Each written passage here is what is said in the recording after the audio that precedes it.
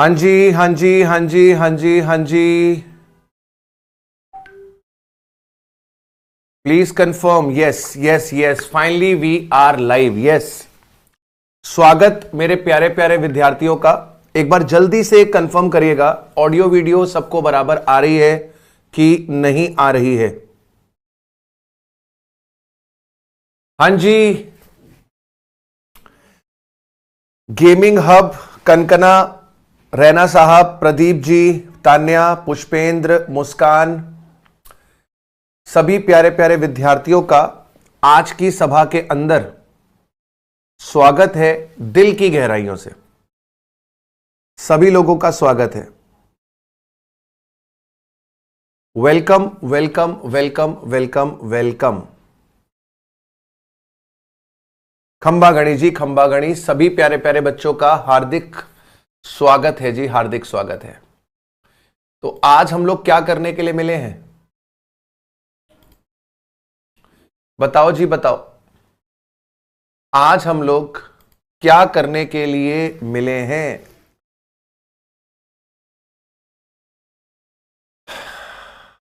Sir, आज हम लोग मिले हैं, हमारे पास जीएसटी का चैप्टर नंबर 2 स्टार्ट करने के लिए, जिसका नाम है सप्लाई अंडर जीएसटी। उम्मीद करता हूं ऐसी कि आप लोगों ने इंट्रोडक्शन वाला चैप्टर कर लिया होगा, अपने एंड पर भी एक बार रिवाइज कर लिया होगा। तो अब घड़ी आ गई है हमारे सेकंड चैप्टर को स्टार्ट करने की। तो जल्दी से स्टार्ट करते हैं। हमारे पास हमारा chapter number 2, chapter number 2। Intro में कुछ डाउट है? क्या डाउट है भाई इंट्रो में, बताओ। गोपाल जी, क्या डाउट है?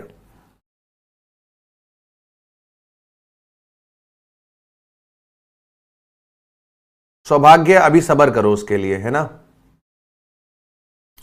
जस्सी सर का चोमू, क्या बात है, चोमू यहां पर भी है। आओ जी। मिस्टर ए ने वैल्यू ऐड की, उस पर टैक्स क्यों नहीं लगा? तो जो 2400 रुपए का जीएसटी लगा था वो क्या था? मिस्टर ए ने मिस्टर बी को 20,000 रुपए का माल बेचा था, और उसी 20,000 रुपए के माल के ऊपर तो उन्होंने जीएसटी चार्ज किया था। ये सारा का सारा वैल्यू किसने ऐड किया है? ए ने ही तो ऐड किया है, तभी तो ये 2400 रुपए का जीएसटी लगा मेरे भाई। चलिए, हां जी, हां जी हरमन, देख लीजिए, कोई टेंशन नहीं है। चलिए मालिक, हां सीएस वाले भी देख सकते हैं, कोई टेंशन नहीं है। सीएस वाले भी देख सकते हैं, कोई टेंशन नहीं है। चलो, मैं जो जो स्क्रीन पर लिख रहा हूं आप भी अपने पास नोट करते चलिएगा। अपनी उंगलियों का इस्तेमाल अपने रजिस्टर में कलम चलाने के लिए करिएगा, रेदर देन चैट में लिखने के लिए, रेदर देन चैट में लिखने के लिए, ठीक है। बातों को सुनोगे तो ज्यादा समझोगे, उंगली करोगे तो समझ नहीं आएगा, है ना। जरूरत का जो क्वेश्चन होगा वो मैं अपने आप टेकअप कर लूंगा, और जब मैं आपसे कहूं कि डाउट पूछो तभी डाउट पूछना, ठीक है। जब मैं आपसे कहूं कि बच्चों डाउट पूछो तभी डाउट पूछना, तब तक अपने डाउट को अपने पास रखना, तब तक अपने डाउट को अपने पास रखना। चलो मालिक, शुरू करते हैं। मालिक, शुरू करते हैं सप्लाई अंडर जीएसटी। शुरू करते हैं सप्लाई अंडर जीएसटी। आओ जी आओ।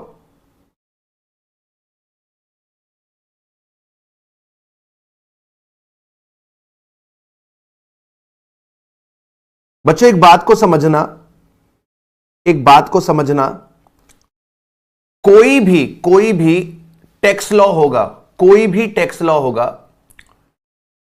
हर उस टैक्स लॉ के अंदर एक टैक्सेबल इवेंट होगा। क्या बोला मैंने?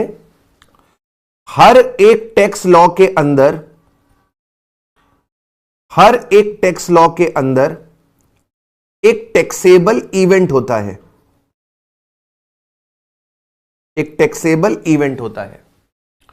और जब यह टैक्सेबल इवेंट अकर होता है,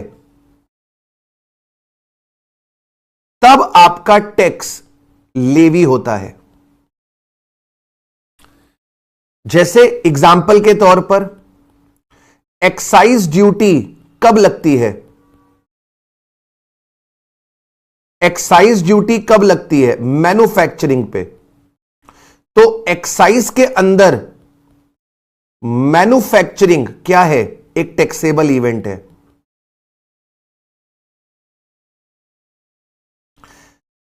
वैट कब लगता है? सर वैट लगता है जब आप गुड्स को बेचते हो,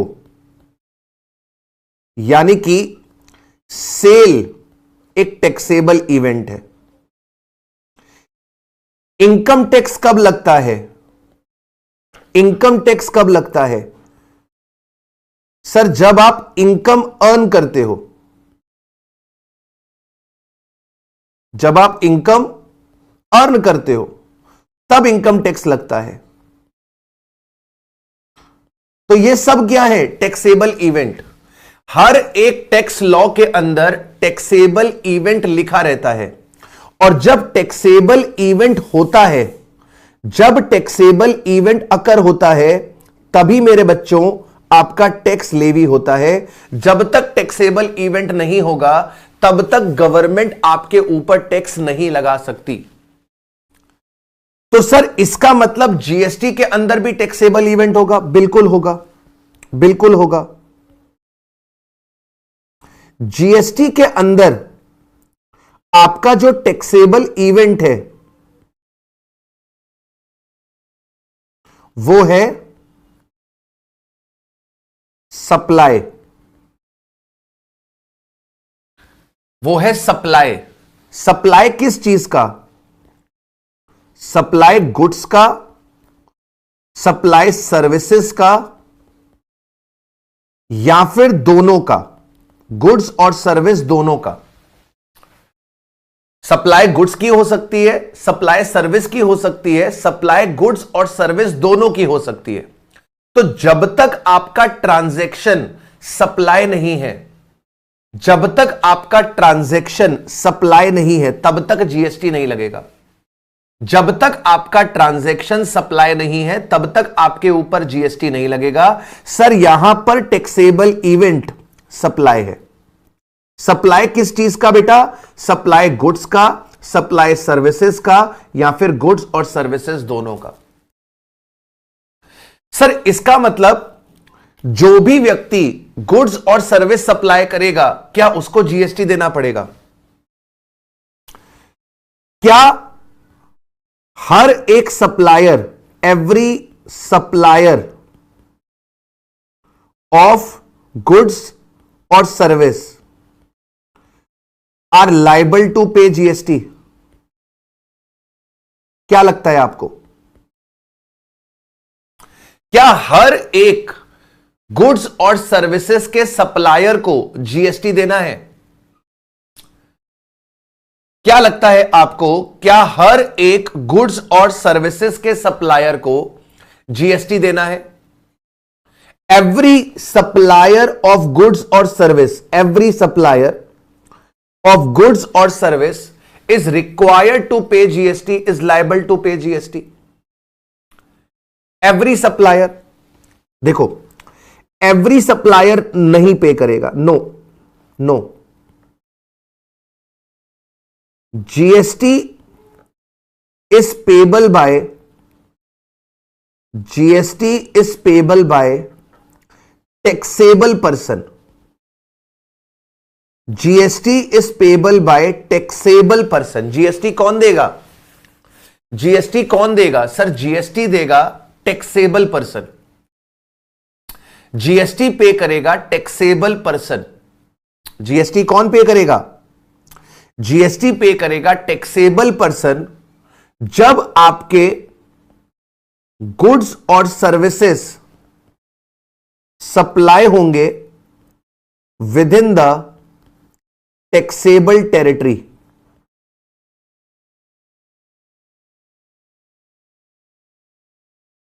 टैक्सेबल टेरिटरी क्या है?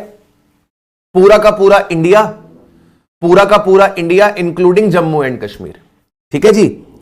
तो यहां पर वो क्या बोल रहा है कि जीएसटी कौन देगा? सर जीएसटी पे करने का ऑब्लिगेशन किसके ऊपर आता है? टैक्सेबल पर्सन के ऊपर आता है।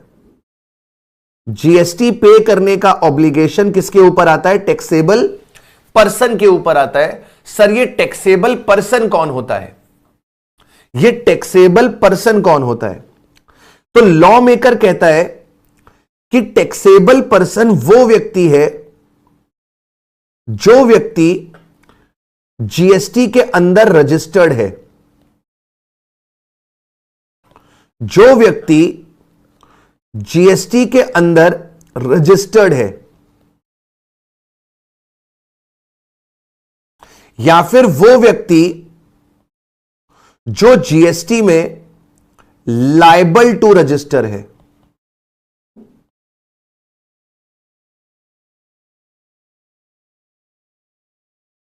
बात समझा?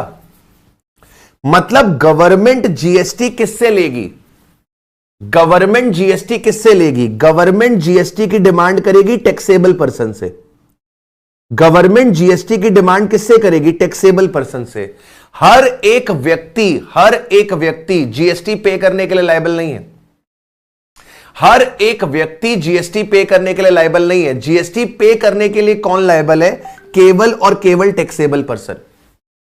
जीएसटी पे करने के लिए कौन लायबल है? केवल और केवल टैक्सेबल पर्सन। और टैक्सेबल पर्सन कौन है? सर टैक्सेबल पर्सन वो व्यक्ति है जो या तो जीएसटी में रजिस्टर्ड है, या वो व्यक्ति जो जीएसटी में रजिस्ट्रेशन लेने के लिए लायबल है, या फिर वो व्यक्ति जो जीएसटी में रजिस्ट्रेशन लेने के लिए लायबल है। सर क्या जीएसटी में रजिस्ट्रेशन लेना पड़ता है? और क्या? बिना जीएसटी में रजिस्ट्रेशन लिए आप टैक्सेस का पेमेंट कैसे करोगे? गवर्नमेंट आपको आपके नाम से थोड़ा ना जानती है। गवर्नमेंट आपको आपके रजिस्ट्रेशन नंबर के नाम से जानती है। आप लोगों ने भी सीए इंस्टीट्यूट में रजिस्ट्रेशन करवाया है, तो आपको एक रजिस्ट्रेशन नंबर मिला है। जो सेंट्रल में रजिस्टर हुए हैं उनको सीआरओ मिला है, जो नॉर्थ में रजिस्टर हुए हैं उनको एनआरओ मिला है, जो वेस्ट में रजिस्टर हुए हैं उनको डब्ल्यूआरओ मिला है। मिला है कि नहीं मिला? तो आपको अगर कोई क्वेरी करनी होती है इंस्टीट्यूट से, तो आप वो क्वेरी अपने रजिस्ट्रेशन नंबर के बेसिस पे करते हो ना। आपको जो लॉगिन आईडी मिलता है आपके ऑनलाइन पोर्टल्स पे, वो भी तो रजिस्ट्रेशन नंबर के बेस पे मिलता है ना। तो वैसे ही आपको जीएसटी में रजिस्ट्रेशन लेना पड़ता है।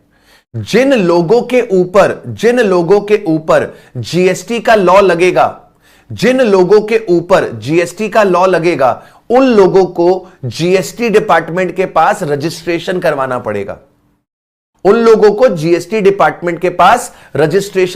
पड़ेगा।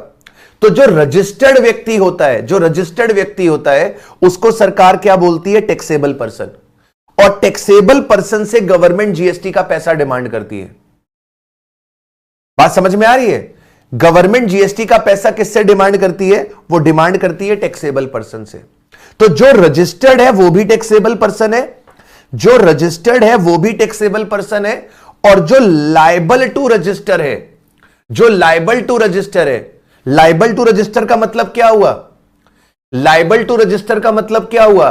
कि सर जिसको रजिस्ट्रेशन लेना चाहिए लेकिन उसने रजिस्ट्रेशन नहीं ले रखा। लायबल टू रजिस्टर का मतलब क्या हुआ? जिसको रजिस्ट्रेशन लेना चाहिए पर जिसने रजिस्ट्रेशन नहीं ले रखा, उसको क्या बोलते हैं? Liable to register. सर कैसे पता चलेगा कि हम जीएसटी में रजिस्ट्रेशन के लिए लायबल हैं कि नहीं? कैसे पता चलेगा हम जीएसटी में रजिस्ट्रेशन के लिए लायबल है कि नहीं? तो who are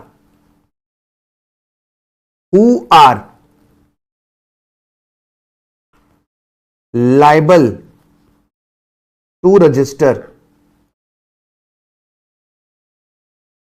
under GST. Who are liable to register under GST? कौन लोग लायबल है to register under GST? Sir इसका जवाब देगा वो लोग जो लोग कवर होते हैं अंडर सेक्शन 22 या फिर 24 ऑफ सीजीएसटी एक्ट। जो भी लोग सेक्शन नंबर 22 और सेक्शन नंबर 24 में कवर होते हैं, जो लोग सेक्शन नंबर 22 और सेक्शन नंबर 24 में कवर होते हैं, ये वो व्यक्ति हैं जिनको जीएसटी में रजिस्ट्रेशन लेना है। जब तक आपके ऊपर सेक्शन नंबर 22 और 24 नहीं लग रहा, जब तक आपके ऊपर सेक्शन 22 और 24 नहीं लग रहा, तब तक गवर्नमेंट आपको कंपेल नहीं कर सकती, आपको मजबूर नहीं कर सकती जीएसटी में रजिस्ट्रेशन लेने के लिए। गवर्नमेंट आपको कब मजबूर करेगी जीएसटी में रजिस्ट्रेशन लेने के लिए?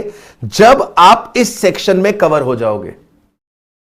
इन डिटेल हम ये सेक्शन पढ़ेंगे रजिस्ट्रेशन नाम के चैप्टर में। रजिस्ट्रेशन नाम का एक चैप्टर आएगा, वहां पर हम पढ़ेंगे। अभी मैं आपको ओवरव्यू दे रहा हूं केवल। सेक्शन नंबर 22 में क्या लिखा हुआ है? सेक्शन नंबर 22 में क्या लिखा हुआ है? सर सेक्शन नंबर 22 में लिखा हुआ है, आप लायबल हो जाओगे फॉर रजिस्ट्रेशन, आप लायबल हो जाओगे फॉर रजिस्ट्रेशन अगर आपका टर्नओवर एक्सीड कर रहा है, अगर आपका टर्नओवर एक्सीड कर रहा है, अगर आपका टर्नओवर एक्सीड कर रहा है 40 लाख रुपए को, in case of supplier of goods, और एक्सीड कर रहा है ₹20 lakh, ₹20 lakh in any other case,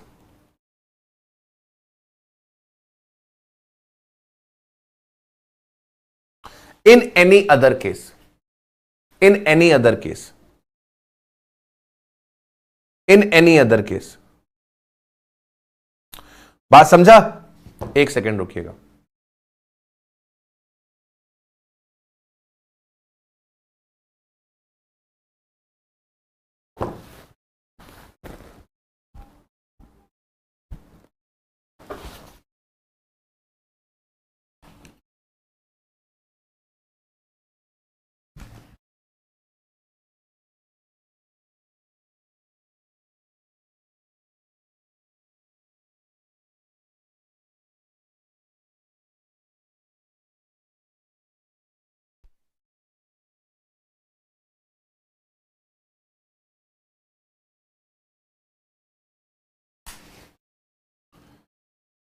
चलिए, क्या बोला मैंने आपसे?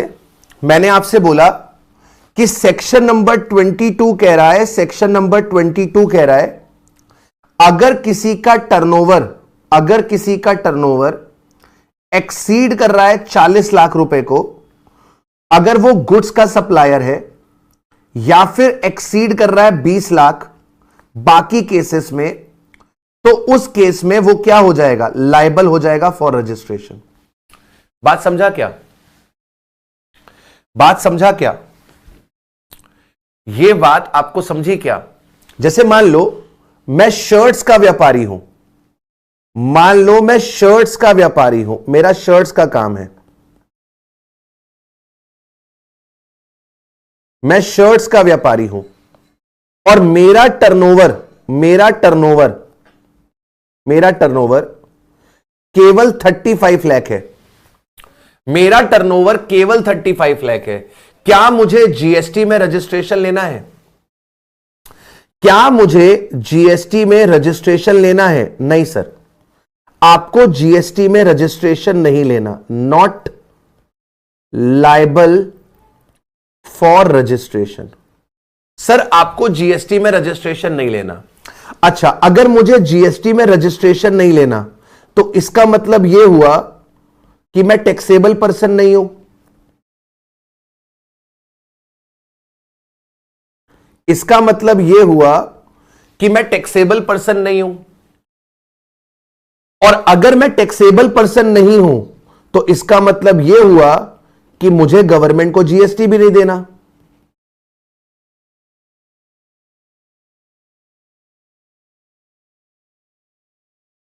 बात समझ में आ रही है? बात समझ में आ रही है?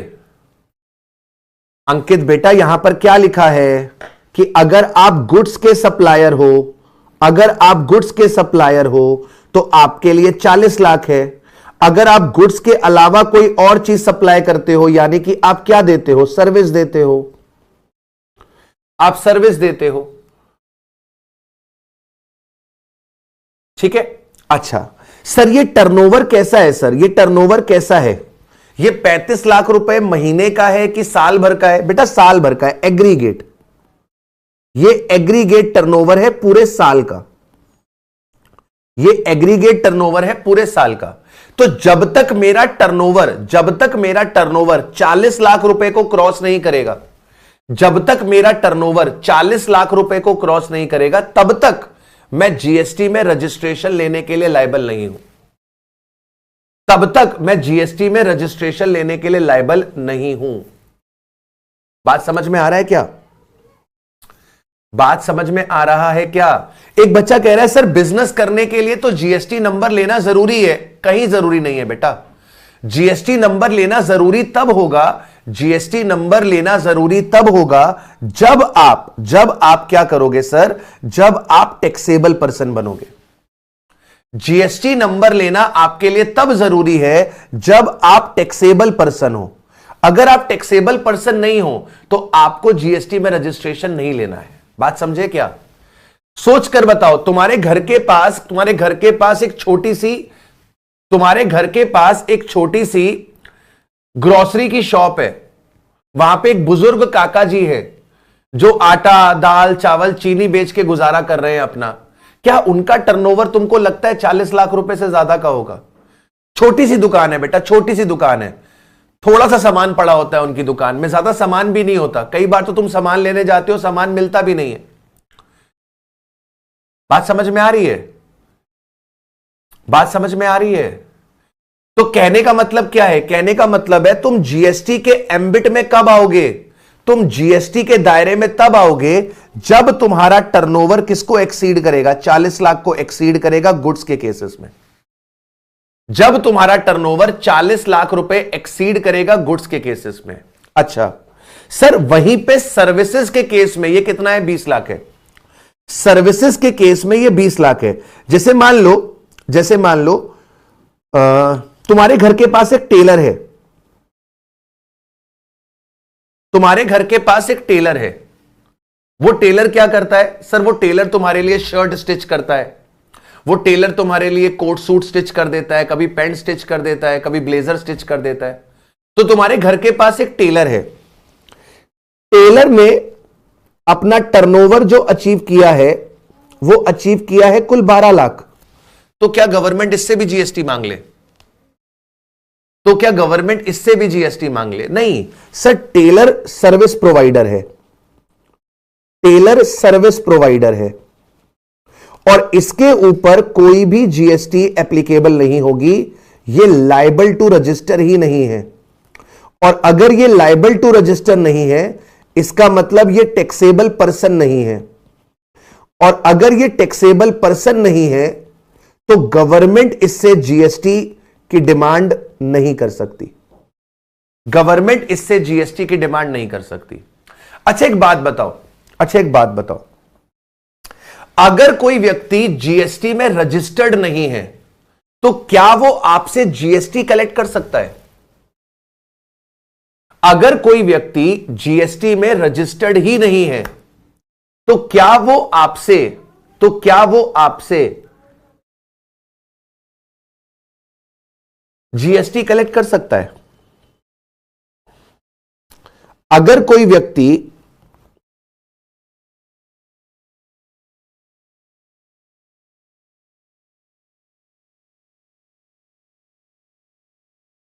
तो क्या वो जीएसटी कलेक्ट कर सकता है? नहीं नहीं नहीं नहीं नहीं नहीं सर, जीएसटी कौन कलेक्ट करेगा? जीएसटी केवल और केवल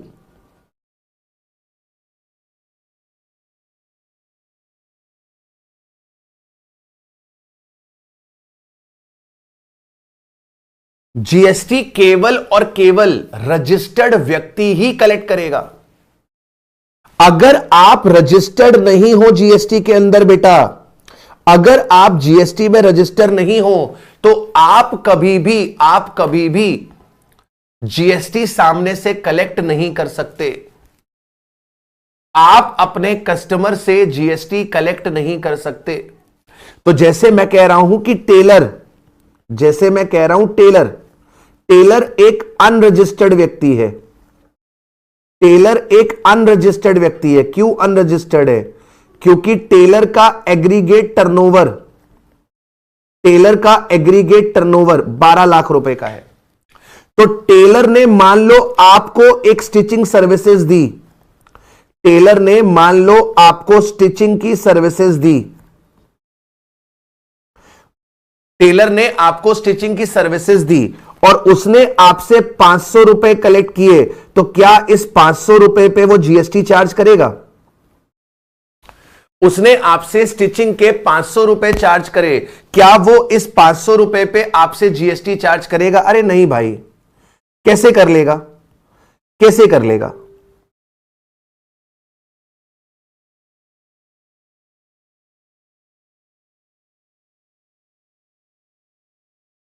कैसे कर लेगा?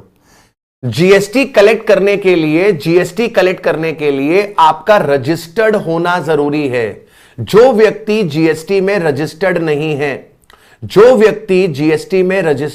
है, वो व्यक्ति कभी भी जीएसटी कलेक्ट नहीं कर सकता। अच्छा, सोच कर बताना, क्या अनरजिस्टर्ड व्यक्ति को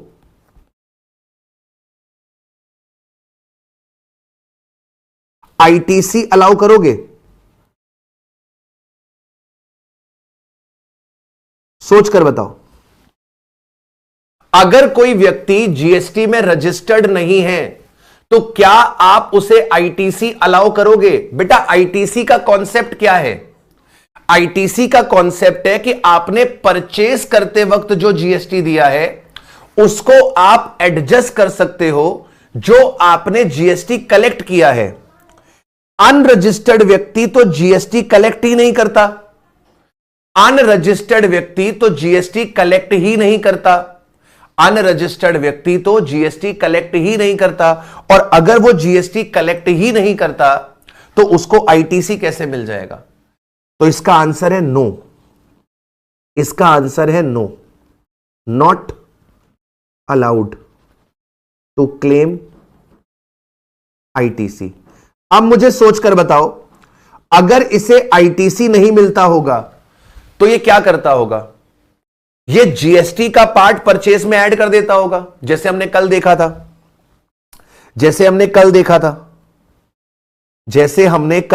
था कि अगर आईटीसी नहीं मिलेगा तो हम इसको क्या करेंगे? अपनी परचेस का कॉस्ट बना लेंगे। कस्टमर से तो रिकवर करेंगे। अगर हमें इसका आईटीसी नहीं मिलेगा तो हम इसे अपनी कॉस्ट बना लेंगे, और अगर आईटीसी मिलेगा तो हम इसे अपनी कॉस्ट नहीं बनाएंगे। सिंपल। Okay sir. अब एक चीज को समझना, सर कब हमें रजिस्ट्रेशन लेना पड़ेगा? समझो बात को। देखो, मैंने अपना बिजनेस चालू किया, लेट्स से मैंने शर्ट्स का बिजनेस चालू किया, मैंने शर्ट्स ट्रेडिंग का धंधा चालू किया। मैंने अपना धंधा चालू किया अप्रैल में, 1 अप्रैल 25 को मैंने धंधा चालू किया, और मैंने अप्रैल के महीने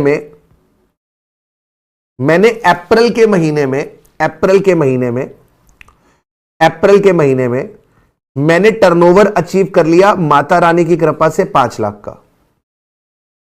मई के महीने में मैंने टर्नओवर अचीव कर लिया 10 लाख का। जून के महीने में मैंने टर्नओवर अचीव कर लिया 15 लाख का। जुलाई के महीने में मैंने टर्नओवर अचीव कर लिया मान लो 6 लाख रुपए का। क्या मुझे अप्रैल में जीएसटी में रजिस्ट्रेशन लेना है?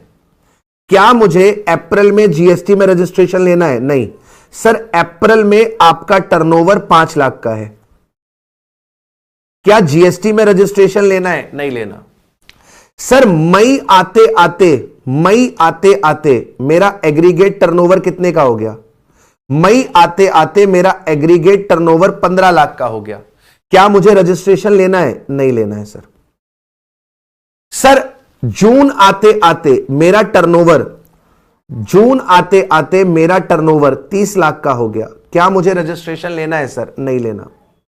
सर जुलाई आते आते मेरा एग्रीगेट टर्नओवर 36 लाख का हो गया, क्या मुझे रजिस्ट्रेशन लेना है सर? नहीं लेना, क्योंकि शर्ट्स का धंधा कर रहे हो ना। शर्ट्स क्या होती हैं? गुड्स होती हैं। शर्ट्स क्या होती हैं? गुड्स होती हैं। आपको यहां पर रजिस्ट्रेशन नहीं लेना, आपको यहां पर रजिस्ट्रेशन नहीं लेना। अभी प्लीज समझना बात को, प्लीज समझना बात को, प्लीज समझना बात को। अप टू 16 अगस्त मैंने टर्नओवर और अचीव कर लिया 4 लाख का। 16 अगस्त तक मैंने टर्नओवर अचीव कर लिया 4 लाख रुपए का, 4 लाख रुपए का। अब मेरा एग्रीगेट टर्नओवर कितना हो गया? सर अब आपका एग्रीगेट टर्नओवर हो गया है 40 लाख रुपए का। अब आपका एग्रीगेट टर्नओवर हो गया है 40 लाख रुपए का, 40 लाख रुपए का। समझो बात को, 40 लाख रुपए का। अब 17 अगस्त को मैंने एक सेल करी 50,000 रुपए की। 17 अगस्त को मैंने एक सेल करी 50,000 रुपए की। जैसे ही मैंने सेल करी 50,000 रुपए की, अब देखो मेरा टर्नओवर कितना हो गया। सर अब आपका एग्रीगेट टर्नओवर 40,50,000 का हो गया। अब आपका टर्नओवर 40,50,000 रुपए का हो गया। सर जैसे ही आपका टर्नओवर 40,50,000 हुआ, अब आप क्या हो चुके हो? अब आप हो चुके हो लायबल टू रजिस्टर। और अगर आप लायबल टू रजिस्टर हो गए, यानी कि आप क्या बन गए? टैक्सेबल पर्सन बन गए। आप क्या बन गए? टैक्सेबल पर्सन बन गए। प्लीज मेरी बात को ध्यान से सुनना, प्लीज मेरी बात को ध्यान से सुनना। क्या 17 अगस्त से पहले गवर्नमेंट तुमसे जीएसटी की डिमांड कर सकती है? क्या 17 अगस्त से पहले गवर्नमेंट तुमसे जीएसटी की डिमांड कर सकती है? सर नहीं कर सकती है। 17 अगस्त से पहले मैंने जितना भी माल बेचा, 17 अगस्त से पहले मैंने जितना भी माल बेचा, उस माल पे कोई भी जीएसटी की डिमांड गवर्नमेंट नहीं कर सकती। क्यों नहीं कर सकती? क्योंकि भाई मैं टैक्सेबल पर्सन नहीं था, मैं टैक्सेबल पर्सन नहीं था। जीएसटी का पैसा केवल टैक्सेबल पर्सन से मांगा जा सकता है। और सर इससे पहले मैं टैक्सेबल पर्सन नहीं था, तो मुझसे जीएसटी कलेक्ट नहीं किया जाएगा। यानी कि मैं जीएसटी देने के लिए कब से लायबल हुआ? मैं जीएसटी देने के लिए लायबल हुआ 17 अगस्त से। तो 17 अगस्त ऑनवर्ड मैं जो भी माल बेचूंगा, 17 अगस्त ऑनवर्ड मैं जो भी माल बेचूंगा, मुझे उस पे गवर्नमेंट को जीएसटी देनी पड़ेगी। तो यहां पर मैं कंक्लूजन लिखता हूं, कंक्लूजन अप टू 16 अगस्त आप क्या हो? Not a taxable person, therefore not liable to pay GST to the government। मतलब मैं 40 लाख रुपए तक की सेल पे, 40 लाख रुपए तक की सेल पे मैं कोई भी जीएसटी ना तो कलेक्ट करूंगा और ना ही गवर्नमेंट को पे करूंगा। 40 लाख रुपए तक की सेल पे ना तो मैं जीएसटी कलेक्ट करूंगा और ना ही गवर्नमेंट को पे करूंगा। On or after on or after 17 अगस्त मैं टैक्सेबल पर्सन हूं। ऑन और आफ्टर 17 अगस्त मैं टैक्सेबल पर्सन हूं, देयरफॉर मैं लायबल हूं to pay GST to government. Therefore हम कलेक्ट करेंगे GST from customer and deposit करेंगे to government after claiming ITC. बात क्लियर हुआ? बात क्लियर हुआ? तो कोई आपसे पूछे क्या हर व्यक्ति जीएसटी देता है? जो गुड्स और सप्लायर है, जो गुड्स और सर्विस का सप्लायर है, जो गुड्स और सर्विस का सप्लायर है, क्या वो जीएसटी पे करता है? नहीं। हर गुड्स एंड सर्विसेज का supplier, her goods and services का सप्लायर जीएसटी पे नहीं करता। वही सप्लायर जीएसटी पे करता है जो टैक्सेबल पर्सन होता है। यहां तक बात क्लियर हुई? अभी तक मैंने आपको क्या बताया सर? अभी तक आपने हमको बताया कि जीएसटी में एक टैक्सेबल इवेंट है सप्लाई। जीएसटी में एक टैक्सेबल इवेंट है सप्लाई। जब तक ट्रांजैक्शन सप्लाई नहीं है, जब तक ट्रांजैक्शन सप्लाई नहीं है तब तक जीएसटी नहीं लग सकती। जब तक सप्लाई नहीं है तब तक जीएसटी नहीं लग सकती। जब ट्रांजैक्शन सप्लाई होगा तभी जीएसटी लगेगा। अच्छा, ट्रांजैक्शन सप्लाई है, ट्रांजैक्शन सप्लाई है, ट्रांजैक्शन सप्लाई है, क्या फिर भी हमें जीएसटी देना पड़ेगा? नहीं, नहीं सर, जीएसटी उसी को देना है जो टैक्सेबल पर्सन है। मतलब हर वो व्यक्ति जो सप्लाई कर रहा है, क्या वो जीएसटी पे करेगा? नहीं, जीएसटी वही पे करेगा जो टैक्सेबल पर्सन है। टैक्सेबल पर्सन कौन है? जो जीएसटी में या तो रजिस्टर्ड है या तो जीएसटी में लायबल टू रजिस्टर है, या तो लायबल टू रजिस्टर है। लायबल टू रजिस्टर कहां पर पता चलेगा? लायबल टू रजिस्टर पता चलेगा सेक्शन नंबर 22 और 24 में। 22 में आपको क्या बताया गया है सर? 22 में आपको रजिस्ट्रेशन थ्रेशोल्ड दी गई है। ये 40 लाख रुपए और 20 लाख रुपए, ये क्या है? ये रजिस्ट्रेशन का थ्रेशोल्ड है। ये क्या है? ये 40 लाख और 20 लाख रुपए क्या है? ये 40 लाख रुपए और 20 लाख रुपए क्या है सर? ये रजिस्ट्रेशन का थ्रेशोल्ड है। ये रजिस्ट्रेशन का थ्रेशोल्ड है। जब ये थ्रेशोल्ड एक्सीड करेगा, जब ये थ्रेशोल्ड एक्सीड करेगा तभी आपको क्या करना पड़ेगा सर? तभी आपको जीएसटी में रजिस्ट्रेशन लेना पड़ेगा। तभी आपको जीएसटी में रजिस्ट्रेशन लेना पड़ेगा। याद रखिएगा, जो व्यक्ति जीएसटी में रजिस्टर्ड नहीं है, याद रखिएगा, जो व्यक्ति जीएसटी में रजिस्टर्ड नहीं है सर, वो जीएसटी कलेक्ट नहीं कर सकता। वो जीएसटी कलेक्ट नहीं कर सकता और ना ही उसको आईटीसी मिल सकता है। मतलब कि जब तक आप जीएसटी के एम्बिट में नहीं आते, जब तक आप जीएसटी के एम्बिट में नहीं आते, तब तक ना तो आपको जीएसटी कलेक्ट करना है और ना ही आपको आईटीसी मिलेगा। जब तक आप जीएसटी के एम्बिट में नहीं आते, तब तक ना तो आपको आईटीसी मिलेगा और ना ही आपको जीएसटी कलेक्ट करना है। जब आप जीएसटी के एम्बिट में आ जाओगे, जब आप जीएसटी के एम्बिट में आ जाओगे, देन ओनली आपको जीएसटी कलेक्ट भी करनी है और आपको आईटीसी भी मिलेगा। ठीक है,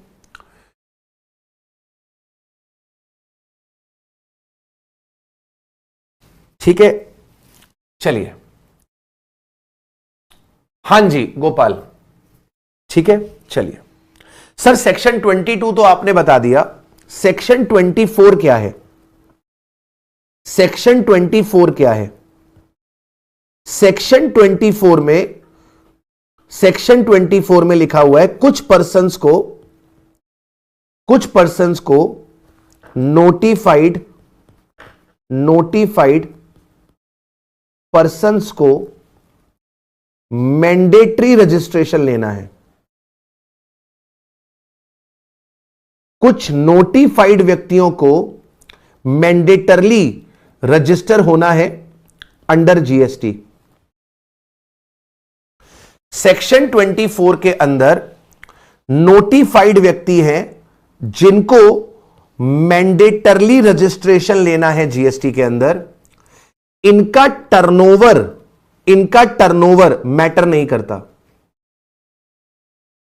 इनका एग्रीगेट टर्नओवर रिलेवेंट नहीं है। इनका एग्रीगेट टर्नओवर रिलेवेंट नहीं है। इनका एग्रीगेट टर्नओवर रिलेवेंट नहीं है।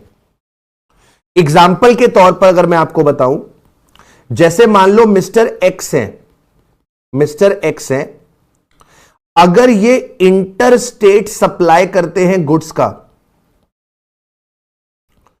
अगर ये इंटर स्टेट सप्लाई करते हैं गुड्स का, तो एज पर सेक्शन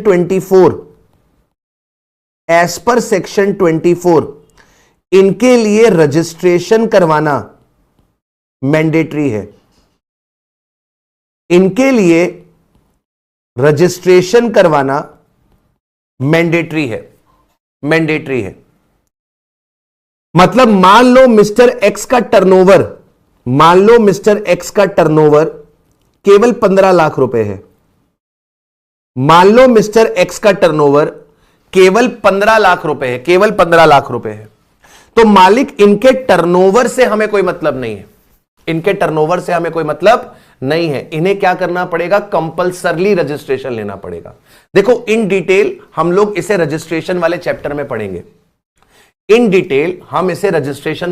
में पढ़ेंगे कि क्या होता है, कैसे होता है। अभी मैं केवल आपको एक ओवरव्यू दे रहा हूं कि बाबू हर एक व्यक्ति को जीएसटी नहीं देना, उस व्यक्ति को जीएसटी देना है जिसका टर्नओवर 40 लाख रुपए को एक्सीड कर रहा है गुड्स के केसेस में, 20 लाख रुपए एक्सीड कर रहा है सर्विसेज के केसेस में, और अगर वो सेक्शन 24 में फॉल करता है तो उसे कंपल्सरली गवर्नमेंट को जीएसटी देना पड़ेगा। ठीक है, अभी जो आप लोग बातें कर रहे हो वो आगे की बातें कर रहे हो।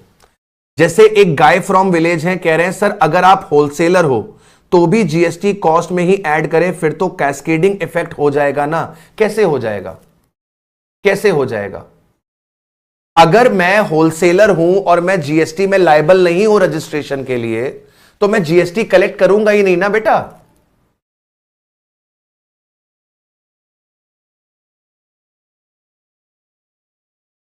Subhrajit, MRP is maximum retail price. जरूरी नहीं है कि वो एमआरपी पे बिकता है। पार्ले जी ने बिस्किट बनाया और एमआरपी डाल दी 10 रुपए, तो क्या पार्ले जी अपने डिस्ट्रीब्यूटर को वो 10 रुपए में देगा? डिस्ट्रीब्यूटर आगे होलसेलर को 10 रुपए में देगा, होलसेलर आगे रिटेलर को 10 रुपए में देगा, तो ये लोग प्रॉफिट कैसे कमाएंगे? थोड़ा तो कॉमन सेंस रखो ना बेटा। एमआरपी पे कंज्यूमर को बेचा जाता है। कंज्यूमर से पहले जो लोग होते हैं वो लोग एमआरपी से नीचे बेचते हैं, अपना प्रॉफिट ऐड करते हैं। Sir bank ask GST while opening the current account even if we are not a taxable person. तो आप करंट अकाउंट मत खुलवाओ, जब तक आप जीएसटी में रजिस्ट्रेशन के लिए लायबल नहीं हो तब तक सेविंग अकाउंट से काम कर लो। क्या दिक्कत है? जब आपका टर्नओवर एक्सीड कर जाएगा तो जीएसटी में रजिस्ट्रेशन ले लेना, करंट अकाउंट बाद में खुलवा लेना। यह होल जीएसटी के लिए है, कंप्लीट जीएसटी के लिए है। समय रैना जी, आपकी इस बात का जवाब मैं रजिस्ट्रेशन वाले चैप्टर में दूंगा। भाभी बेटा, मैं यहां पे कस्टमर केयर खोल के थोड़ा ना बैठा हूं कि आपके पास बिल नहीं है आपको वारंटी कैसे मिलेगी। मैं कैसे बताऊं? मैं यहां जीएसटी पढ़ाने बैठा हूं कि वारंटी पढ़ाने बैठा हूं?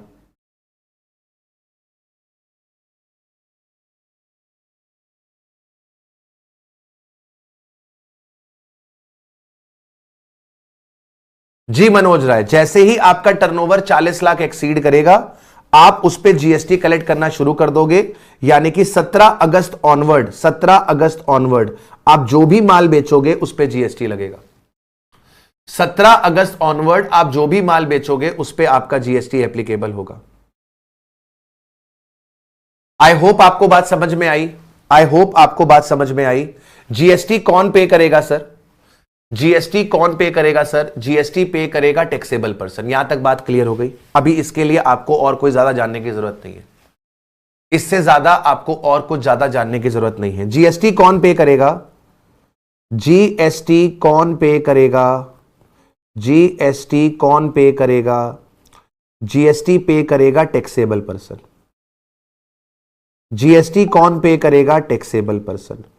टैक्सेबल पर्सन कौन है? जो या तो जीएसटी में रजिस्टर्ड है, जो या तो जीएसटी में रजिस्टर्ड है, जो या तो जीएसटी में लायबल टू रजिस्टर है।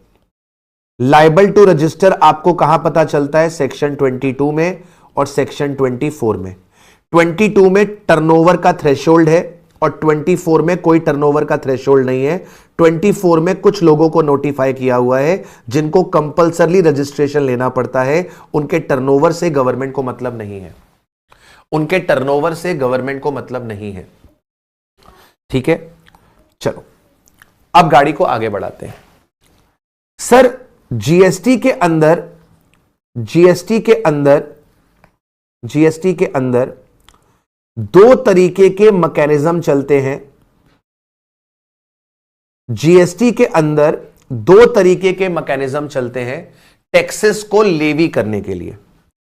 जीएसटी के अंदर दो तरीके के मैकेनिज्म चलते हैं टैक्सेस को लेवी करने के लिए। एक होता है आपका नॉर्मल चार्ज, एक होता है आपका नॉर्मल चार्ज। नॉर्मल चार्ज को हम लोग फॉरवर्ड चार्ज मैकेनिज्म भी बोलते हैं।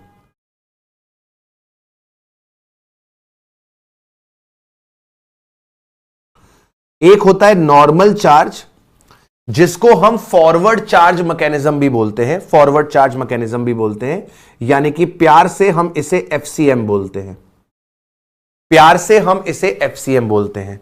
नॉर्मल चार्ज में क्या होता है? नॉर्मल चार्ज में क्या होता है? जो person liable to pay GST है वो कौन है? वो सप्लायर है। Person liable to pay GST कौन है? सप्लायर है। देयरफॉर जो आपका सप्लायर है, जो आपका सप्लायर है वो क्या करेगा? कलेक्ट करेगा GST from recipient and deposit करेगा टू गवर्नमेंट आफ्टर क्लेमिंग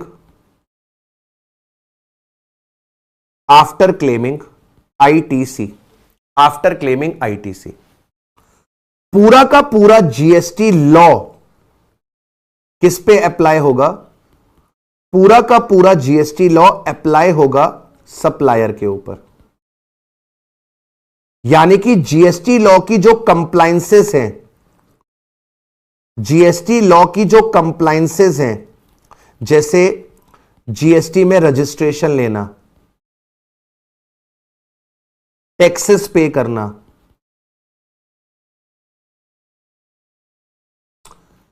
आपका रिटर्न फाइल करना, जीएसटी की भी रिटर्न्स होती हैं, जीएसटी की रिटर्न फाइल करना एक्सेट्रा, ये सब किसके ऊपर लगेगा?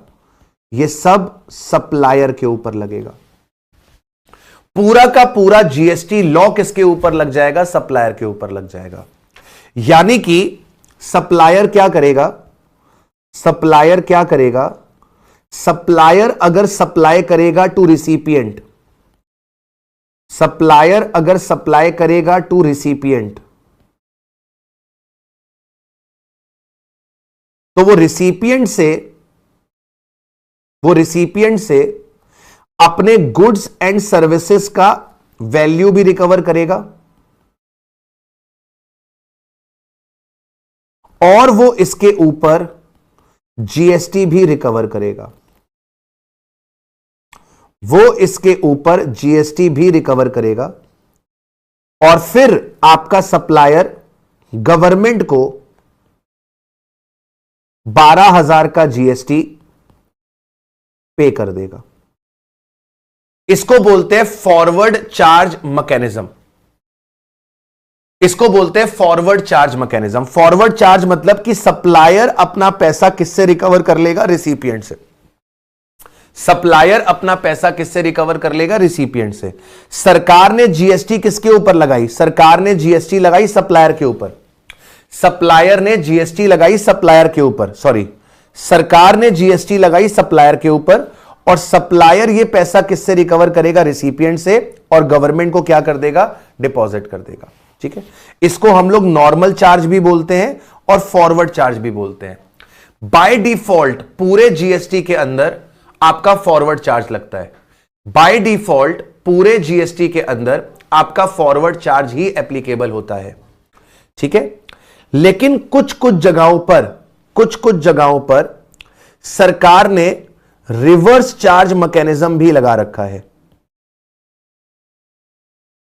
कुछ कुछ जगहों पर सरकार ने रिवर्स चार्ज मैकेनिज्म भी लगा रखा है, जिसको हम आरसीएम बोलते हैं। आरसीएम बोलते हैं। कुछ सप्लाई सरकार ने नोटिफाई करी है, कुछ सप्लाई सरकार ने नोटिफाई करी है। उन नोटिफाइड सप्लाईज पे on notified supplies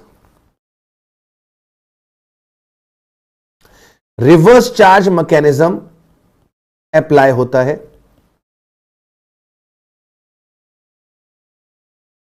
under reverse charge mechanism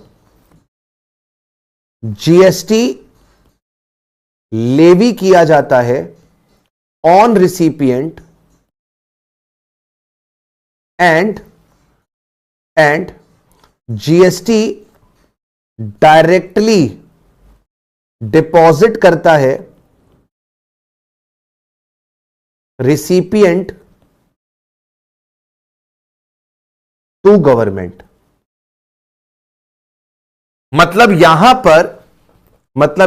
पर जीएसटी लॉ किसके ऊपर लग रहा है? यहां पर जीएसटी लॉ किसके ऊपर अप्लाई हो रहा है? यहां पर जीएसटी लॉ अप्लाई हो रहा है रिसिपिएंट के ऊपर। यहां पर जीएसटी लॉ अप्लाई हो रहा है रिसिपिएंट के ऊपर, नोटिफाइड सप्लाईज पे। नोटिफाइड सप्लाई, सारी सप्लाई नहीं, जो सप्लाई सरकार ने नोटिफाई करी है, जो सप्लाई सरकार ने नोटिफाई करी है। एग्जाम्पल के तौर पे आपको बता देता हूं, एग्जाम्पल के तौर पर import of service RCM apply होता है। देयरफॉर रिसिपिएंट पे करता है GST directly to government. Recipient pay करता है GST directly to government.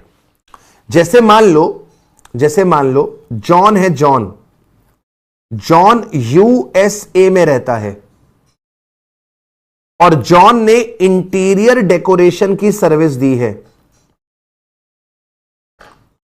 John ने इंटीरियर डेकोरेशन की सर्विस दी है। इंटीरियर डेकोरेशन की सर्विस दी है। मान लो मिस्टर चमन को, मान लो मिस्टर चमन को पीयूष कह रहे हैं सर रिसिपिएंट कौन होता है? Very good. इतना भारी सवाल पूछता है बच्चा कि मेरे पैरों तले जमीन निकल जाती है। जो गुड्स और सर्विस दे रहा है वो सप्लायर है, जिसको गुड्स और सर्विस मिल रही है वो रिसिपिएंट है। इतने इंटेलिजेंट बच्चे हैं कि मैं क्या बताऊं।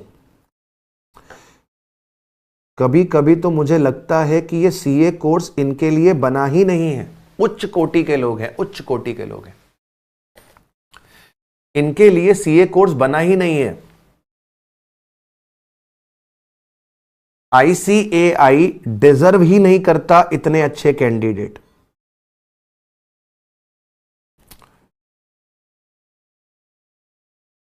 जॉन यूएसए का है, इसने इंटीरियर डेकोरेशन की सर्विसेज दी है मिस्टर चमन को।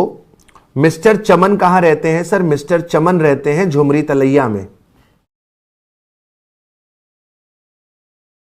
अच्छा, मुझे ना पहले पता नहीं था कि झुमरी तलैया नाम की कोई जगह है, मैं ऐसे ही बोल दिया करता था झुमरी तलैया। तो एक दिन क्लास में मैंने ऐसे ही बोल दिया झुमरी तलैया, तो मेरे पास काफी सारे बच्चों का मैसेज आ गया कि सर हम झुमरी तलैया से ही हैं, एंड ये शायद झारखंड में पड़ता है, शायद ये झारखंड में पड़ता है जहां तक मुझे याद आ रहा है। ठीक है, तो झुमरी तलैया को बिलोंग करते हैं झारखंड को। अभी प्लीज मेरी बात को समझना, प्लीज मेरी बात को समझना। हम लोगों ने कल क्या पढ़ा था? हम लोगों ने कल क्या पढ़ा था कि इंपोर्ट ऑफ सर्विस पे जीएसटी लगेगी। हम लोगों ने क्या पढ़ा था? इंपोर्ट ऑफ सर्विस पे जीएसटी लगेगी। क्या ये इंपोर्ट ऑफ सर्विस है? क्या ये इंपोर्ट ऑफ सर्विस है? हां सर, इंपोर्ट ऑफ सर्विस है। देखो, विदेश से हमारे देश में सर्विस आ रही है तो ये इंपोर्ट ऑफ सर्विस है, ये इंपोर्ट ऑफ सर्विस है। तो इंपोर्ट ऑफ सर्विस पे जीएसटी लगेगी। लेकिन एक बात सोच कर बताओ, क्या इंडियन गवर्नमेंट जॉन को कंपेल कर सकती है कि जॉन बेटा तुम जीएसटी में रजिस्ट्रेशन लो? इंडियन गवर्नमेंट क्या जॉन को कंपेल कर सकती है कि जॉन तुम इंडिया के जीएसटी में रजिस्ट्रेशन लो? नहीं कर सकती सर। क्यों करेगी भाई? अगर मान लो कंपेल कर भी देगी तो क्या ये ले लेगा रजिस्ट्रेशन? नहीं यार, ये तो यूएसए में रहता है ना, ये तो यूएसए के लॉस को मानेगा, इंडिया के लॉस को क्यों मानेगा? ये तो यूएसए के लॉ को मानेगा, इंडिया के लॉ को क्यों मानेगा? तो इंडियन गवर्नमेंट इसको कंपेल नहीं कर सकती, लेकिन इंडियन गवर्नमेंट किसको कंपेल करेगी? इसको कंपेल करेगी। इंडियन गवर्नमेंट किसको कंपेल करेगी? चमन को कंपेल करेगी, चमन को कंपेल करेगी। अब जब कभी भी इंपोर्ट ऑफ सर्विस हो रही है, तो सरकार कहती है कि हम इसे कहां पर डाल देंगे? हम इसे रिवर्स चार्ज में डाल देंगे। सर यहां पे चमन भाई क्या करेंगे? चमन भाई जॉन को केवल अपनी इंपोर्ट ऑफ सर्विस का वैल्यू देंगे। ये केवल इनको इनकी सर्विस का पैसा देंगे। और चमन भाई साहब क्या करेंगे सर? चमन भाई साहब गवर्नमेंट को डायरेक्टली जीएसटी पे करेंगे ऑन इंपोर्ट ऑफ सर्विस। कितने रुपए का? 5 लाख का 18%, सपोज कर लो 90,000 रुपए। सर यहां पर रिसिपिएंट को कंपल्सरली रजिस्टर होना पड़ेगा अंडर सेक्शन 24। अभी मैंने सेक्शन 24 आपको पढ़ाया था। सेक्शन नंबर 24 में मैंने आपको क्या बताया था? सेक्शन नंबर 24 में मैंने आपको बताया था कि कुछ नोटिफाइड लोग हैं जिनको मैंडेटरली क्या करना पड़ता है? रजिस्ट्रेशन लेना पड़ता है अंडर जीएसटी।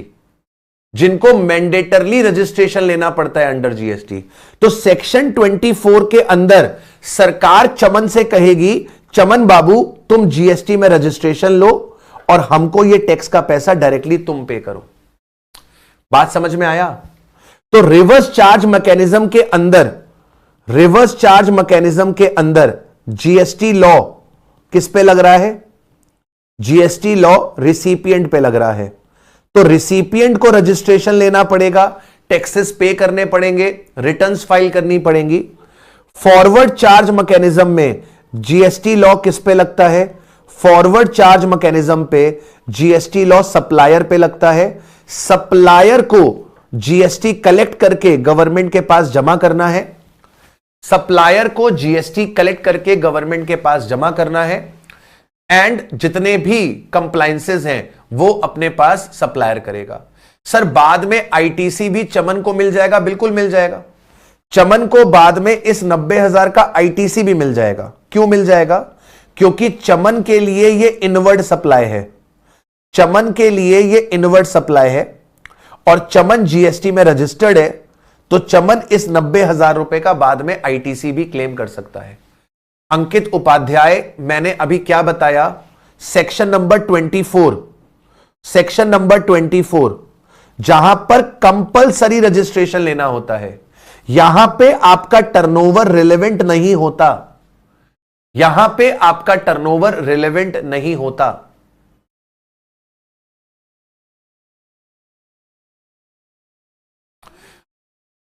कैरियोके कह रहे हैं सर अगर अगर अगर अगर अगर सप्लायर जीएसटी में रजिस्टर्ड ही नहीं है तो पे कैसे करेगा? तब तो पे ही नहीं करना ना बेटा।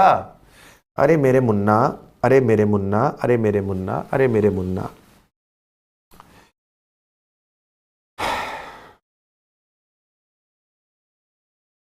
Supplier supplier liable to register है,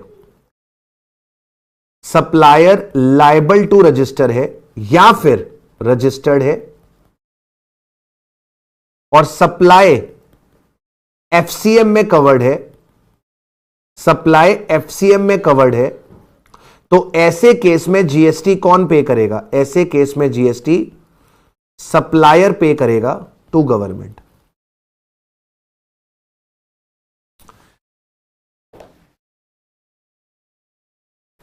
ठीक है, जो सप्लाई नोटिफाइड नहीं है उन पे एफसीएम लगता है। टर्नओवर एवरी ईयर नहीं देखा जाएगा ना मेरे भाई। एक बार तुम्हारा टर्नओवर एक्सीड कर गया, तुम जीएसटी में रजिस्टर हो गए, तो भैया अब तुम जीएसटी पे करोगे ना। ठीक है जी किरण बेटा, वो डीम टू इंटरस्टेट सप्लाई है। चलो कृष्णा बेटा, अभी इस पे आगे बात करेंगे ना बच्चे, इस पे अभी आगे बात करेंगे, आईटीसी वाले चैप्टर में जाके इस पे बात करेंगे। ठीक है, इंटीरियर डेकोरेशन जरूरी नहीं है कि केवल पर्सनल पर्पस का हो, ऑफिस का भी इंटीरियर डेकोरेशन होता है।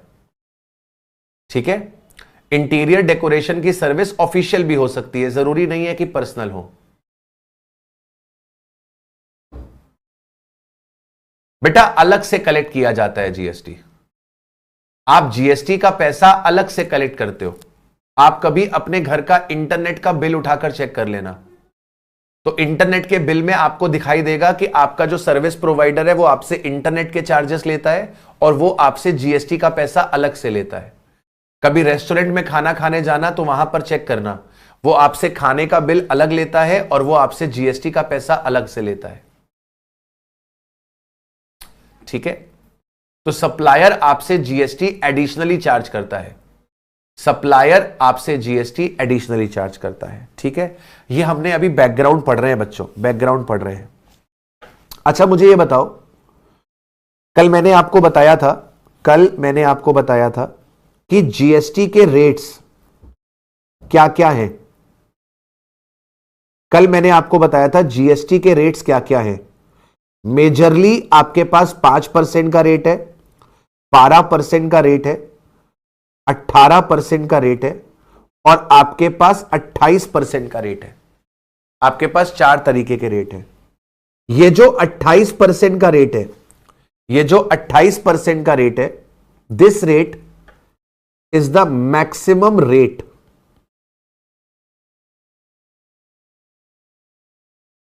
Of GST levied by the government. As of now,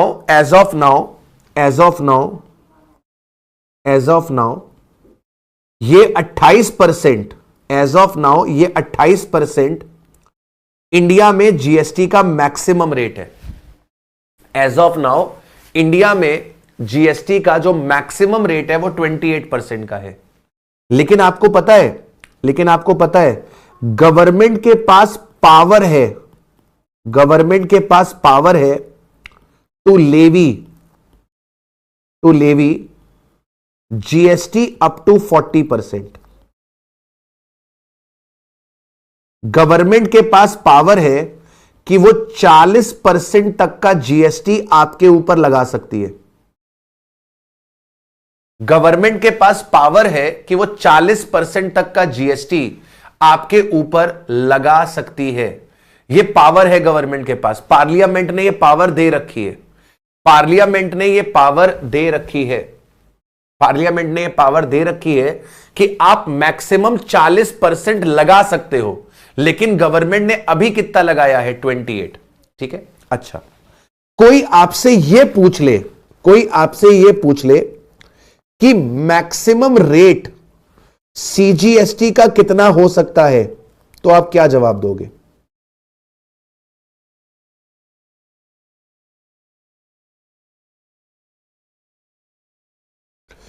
कोई आपसे यह पूछ ले कि मैक्सिमम रेट सीजीएसटी का गवर्नमेंट कितना लगा सकती है, तो आपका जवाब क्या होगा?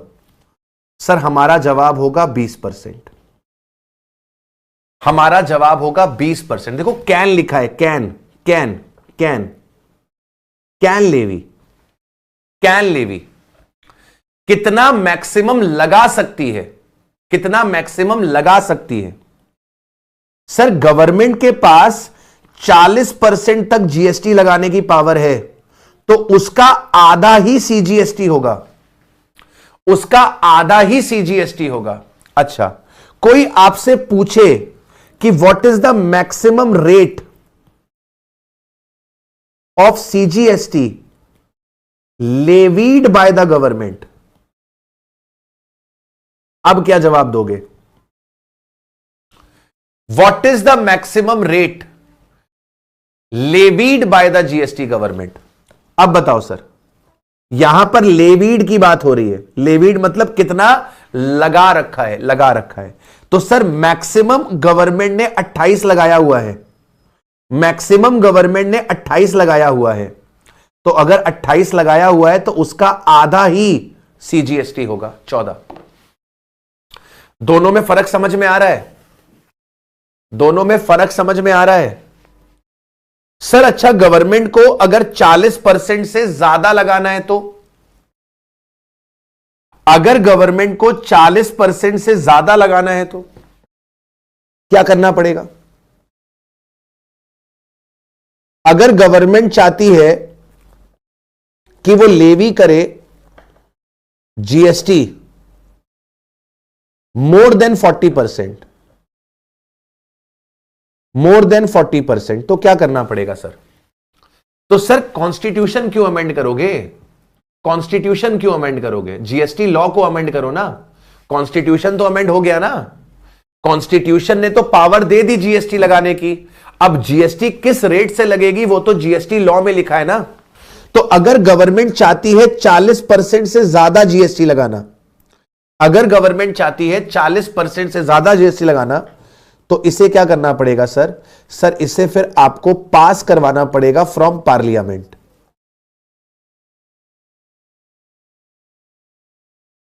इसे फिर आपको पास करवाना पड़ेगा फ्रॉम पार्लियामेंट, यानी कि आपको जीएसटी लॉ में क्या करनी पड़ेगी? आपको जीएसटी लॉ को अमेंड करना पड़ेगा। अभी जीएसटी लॉ के अंदर सरकार के पास कितनी पावर है? अभी जीएसटी लॉ के अंदर सरकार के पास पावर है 40% की। अभी सरकार के पास पावर कितनी है? 40% की। 40% की। ठीक है जी, ओके सर, आगे बढ़ते हैं सर। तो हम लोगों ने क्या क्या देख लिया आज? सर अभी तक आपने हमको यह बता दिया कि जीएसटी के अंदर टैक्सेबल इवेंट क्या है। अभी तक आपने हमको यह बता दिया कि जीएसटी के अंदर टैक्सेबल इवेंट क्या है। टैक्सेबल इवेंट है आपकी सप्लाई। फिर आपने हमको बता दिया कि जीएसटी कौन पे करेगा। जीएसटी कौन पे करेगा? GST is payable bye. तो आपने हमको बताया कि जीएसटी पे करेगा टैक्सेबल पर्सन। टैक्सेबल पर्सन कौन होता है? जो या तो जीएसटी में रजिस्टर्ड होता है या तो जीएसटी में लायबल टू रजिस्टर होता है। और लायबल टू रजिस्टर के बारे में हम कहां पढ़ते हैं? सेक्शन 22 में और 24 में। सर इसके बाद आपने हमको बताया जीएसटी के मैकेनिज्म कितने होते हैं। जीएसटी के मैकेनिज्म होते हैं दो, एक होता है फॉरवर्ड और एक होता है रिवर्स।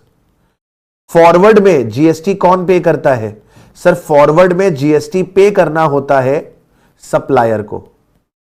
सप्लायर को जीएसटी पे करना होता है, मतलब गवर्नमेंट जो पैसा वसूलती है वो किससे वसूलती है? सप्लायर से वसूलती है।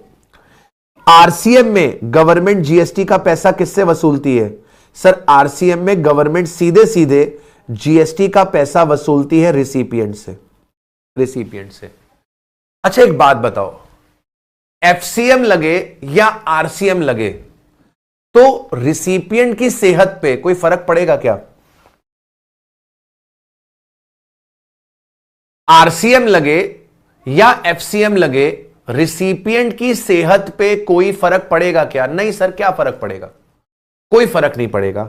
सर देखो ना, यहां देखो, अगर एफसीएम लगता है तो भी तो रिसिपिएंट को जीएसटी देनी ही पड़ती है ना।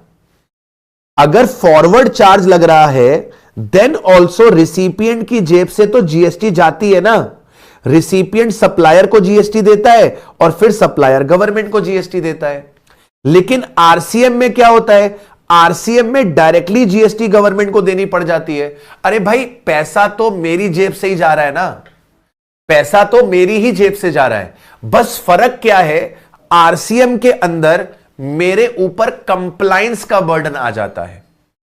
जब एफसीएम लगता है तो मेरे ऊपर कंप्लायंस का बर्डन नहीं आता।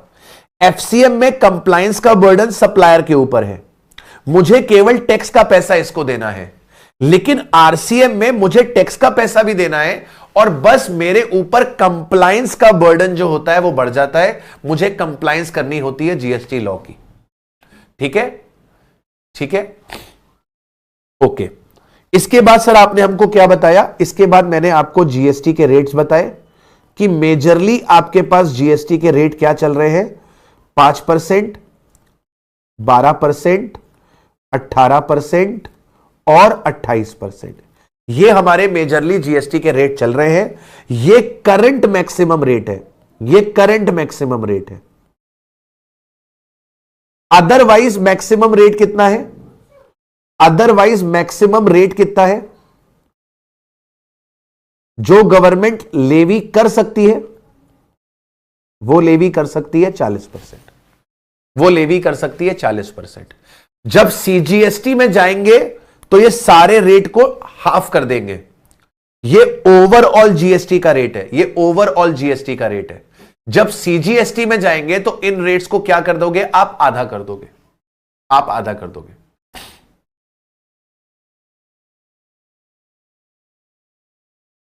ओहो, राज को गुड मॉर्निंग विश करेंगे सारे बच्चे राज को गुड मॉर्निंग विश करेंगे। राज अभी अभी जागा है और शुरू हो गया है। सर आरसीएम में रिसिपिएंट को भी जीएसटी में रजिस्टर करना पड़ेगा। ये सो रहा था पहले बच्चों, सो रहा था। सब लोग गुड मॉर्निंग बोलेंगे। गुड मॉर्निंग राज भाई, गुड मॉर्निंग। राज भाई ने वो कहावत को ज्यादा सीरियस ले लिया, जब जागो तब सवेरा। अरे मुन्ना, यहां मैंने लिखवाया नहीं था कि सर आरसीएम में रिसिपिएंट को भी कंपल्सरली रजिस्ट्रेशन लेना पड़ेगा।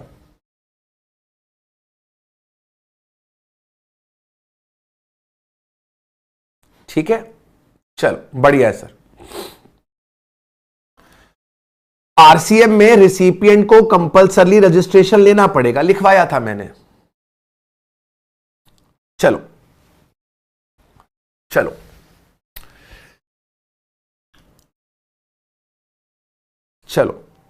अभी समझना बात को।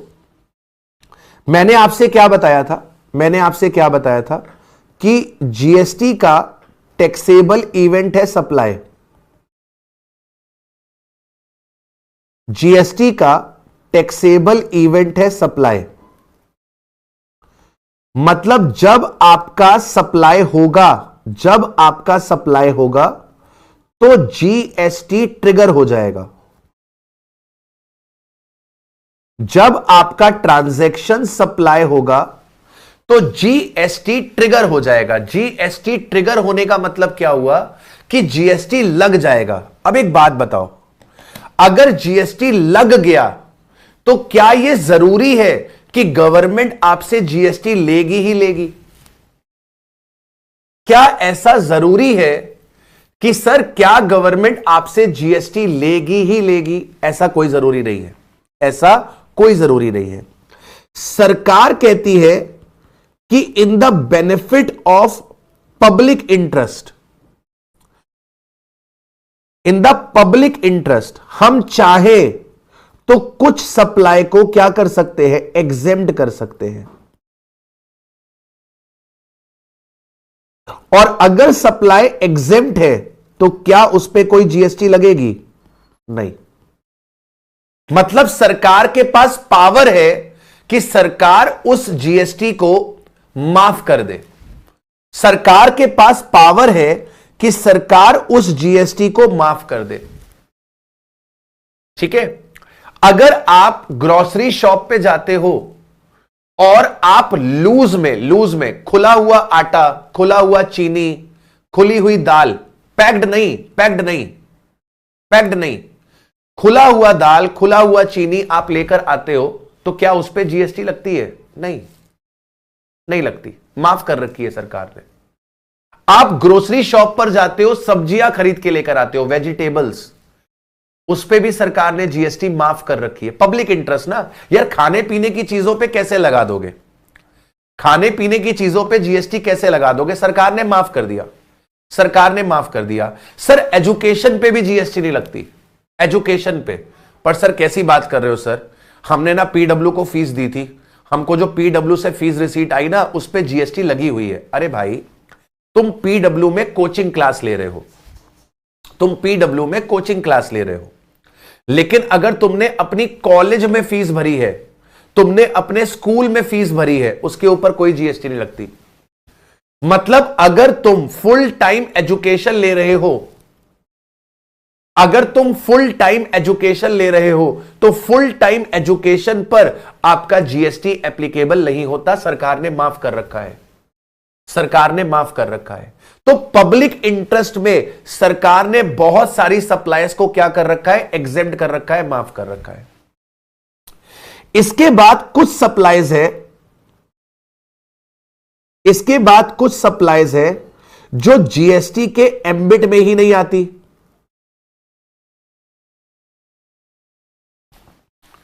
कुछ सप्लाईज है जो जीएसटी के एम्बिट में ही नहीं आती, यानी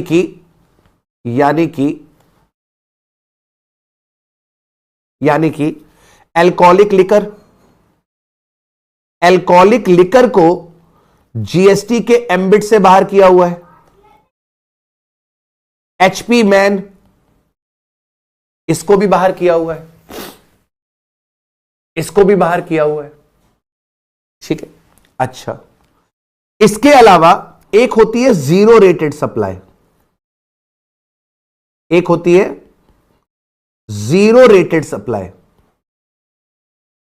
अब तुमको जीरो रेटेड सप्लाई सुनकर लगेगा कि ऐसी सप्लाई जिसका जीएसटी का रेट जीरो है। नहीं नहीं, जीरो रेटेड सप्लाई क्या होती है? वो सप्लाई जो तुमने एक्सपोर्ट करी है या फिर तुमने सप्लाई करा है किसी एसईजेड को, वो सप्लाई जो तुमने एक्सपोर्ट करी है या फिर जो तुमने सप्लाई करी है एसईजेड को, उसको क्या बोलते हैं? सरकार जीरो रेटेड सप्लाई बोलती है। इसके ऊपर भी कोई जीएसटी नहीं लगता, इसके ऊपर भी कोई जीएसटी नहीं लगता, इसके ऊपर भी कोई जीएसटी नहीं लगता। तो अगर आप एक्सपोर्ट कर रहे हो, अगर आप एसईजेड को सप्लाई कर रहे हो, देन ऑल्सो इसके ऊपर जीएसटी नहीं लगती। लेकिन इसको क्या नाम दिया गया है? इसको नाम दिया गया है जीरो रेटेड सप्लाई का, जीरो रेटेड सप्लाई का। एसईजेड क्या होता है? बहुत बढ़िया सवाल। एसईजेड होता है स्पेशल इकोनॉमिक जोन, एसईजेड होता है स्पेशल इकोनॉमिक जोन। ये आपका वो एरिया होता है विद इन द कंट्री, ये आपका वो एरिया होता है विद इन द कंट्री जहां पर टैक्स लॉस को क्या कर दिया जाता है, टैक्स लॉस को लिबरल कर दिया जाता है, टैक्स लॉस को लिबरल कर दिया जाता है। सर टैक्स के इंसेंटिव्स दिए जाते हैं, क्यों दिए जाते हैं?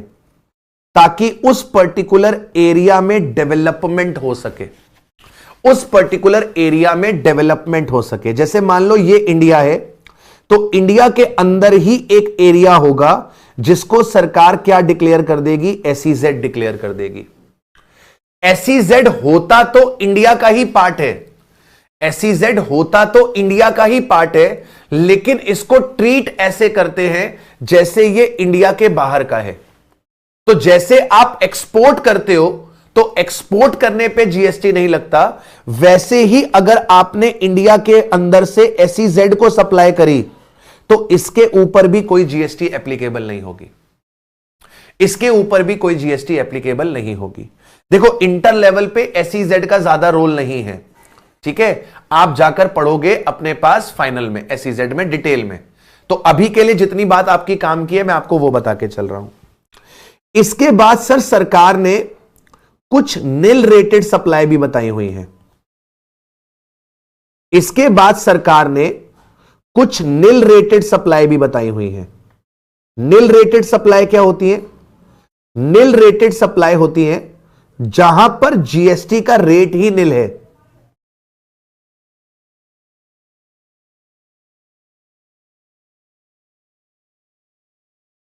निल रेटेड सप्लाई क्या होती है? वो सप्लाई जहां पे जीएसटी का रेट निल है। सर ऐसी भी सप्लाई होती है? होती है, ऐसी भी सप्लाई होती है जहां पर जीएसटी का रेट क्या होता है, निल होता है, उसको बोलते हैं निल रेटेड सप्लाई। उसका एग्जाम्पल होता है निल रेटेड सप्लाई। देखो आपके सिलेबस का पार्ट है नहीं, बट फिर भी तुम चाहते हो तो मैं यहां पर निल रेटेड सप्लाई का एक एग्जाम्पल आपके सामने रख देता हूं। ये देखिए, निल रेटेड सप्लाई के एग्जाम्पल में आ रहा है जैगरी, सॉल्ट, ग्रेन, सीरियल्स, ठीक है। इनके ऊपर जीएसटी का रेट क्या है? निल। जैगरी, सॉल्ट, ग्रेन्स, सीरियल्स, ये सब निल रेटेड के अंदर आ जाती है, ठीक है सर।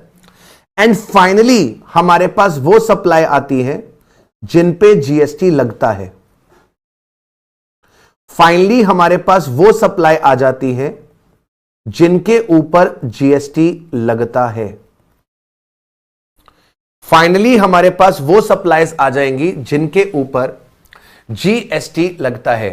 एक बच्चा पूछ रहा है सर एक बात बताओ, नॉन टैक्सेबल सप्लाई में और निल रेटेड सप्लाई में क्या फर्क है? बेटा नॉन टैक्सेबल सप्लाईज वो सप्लाईज है जो जीएसटी में कवर्ड ही नहीं है। नॉन टैक्सेबल सप्लाई वो सप्लाई है जो जीएसटी में कवर्ड ही नहीं है, जो जीएसटी के एम्बिट में ही नहीं आती, जो जीएसटी के दायरे में ही नहीं आती, वो होती है नॉन टैक्सेबल सप्लाई।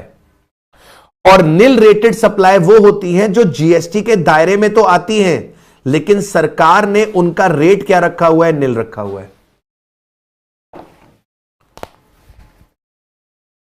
ठीक है जी, ओके जी। गोपाल बेटा एक बात को समझना, मैं आप सब बच्चों से भी एक बात को एड्रेस करना चाह रहा हूं। हम यहां पर किसी भी पर्टिकुलर कंपनी के पॉइंट ऑफ व्यू से जीएसटी नहीं पढ़ रहे, क्योंकि हर जगह पर जीएसटी के लॉ अलग अलग होंगे, जीएसटी के रूल्स अलग अलग होंगे। जैसे ये माउस है तो यहां पर कुछ अलग तरीके की एग्जेम्पशंस होंगी, कुछ अलग तरीके का क्राइटेरिया होगा। उसी तरीके से जो खाने पीने की चीजें हैं उसका अलग क्राइटेरिया होगा, रेस्टोरेंट है वहां पर अलग क्राइटेरिया होगा। तो हम यहां पर इंडिविजुअल गुड और सर्विस के बारे में पढ़ने के लिए नहीं बैठे हैं, हम यहां पे ओवरऑल जनरल चीजें पढ़ रहे हैं जीएसटी लॉ के अंदर, जो पूरे इंडिया में आपके पास अप्लाई होती है। राइट? तो हम यहां पर कभी भी किसी स्पेसिफिक गुड की बात नहीं करेंगे, किसी भी स्पेसिफिक सर्विस की बात नहीं करेंगे कि सर इसका जीएसटी रेट क्या है, इसमें क्या होगा, ऐसे क्या होगा, वैसे क्या होगा।